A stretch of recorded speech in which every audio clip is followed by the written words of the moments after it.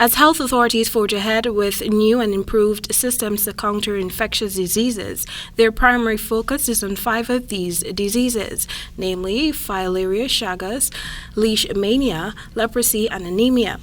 At the opening ceremony of the Infectious Disease National Action Plan 2022 to 2027 Stakeholders Consultation Forum held at the Arthur Chung Conference Center on Monday, Health Minister Dr. Frank Anthony pointed out that in keeping with the World Health Organization's new 10-year plan to end suffering from neglected tropical diseases 2021 to 2030, Guyana is on a pursuit to eliminate these 5 diseases by 2027. He highlighted that in the case of filaria, the country has never been this close to eliminating the disease. After 2 successful mass drug administration campaigns in 2019 and 2021, health authorities are required to conduct assessments for the next 3 consecutive years to determine whether filaria infections are still occurring, among other things. It was reported that 70% of the country's population were administered filaria prevention pills, and following these assessments, the country could be declared filaria-free.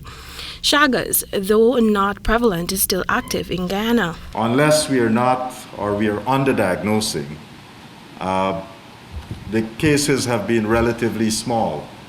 So it shouldn't be difficult for us to really be able to control and eliminate Chagas from Guyana. Leishmania, a disease caused by infection with Leishmania parasites, which are spread by bite of sandflies, is also on the Health Ministry's radar. The most dangerous one perhaps would be the visceral leishmaniasis. And that is something too that we have to pay attention to because it is, I think, still present in Guyana. Perhaps we're not diagnosing it. But I think between or near the border with Guyana and Brazil, we have been able to identify various cases. While remarkable progress has been made in eliminating leprosy as a public health challenge, Dr. Anthony divulged that some regions are still affected by it. Anemia, a condition in which a person lacks enough healthy red blood cells to carry adequate oxygen to their body's tissue, is common among children in Guyana.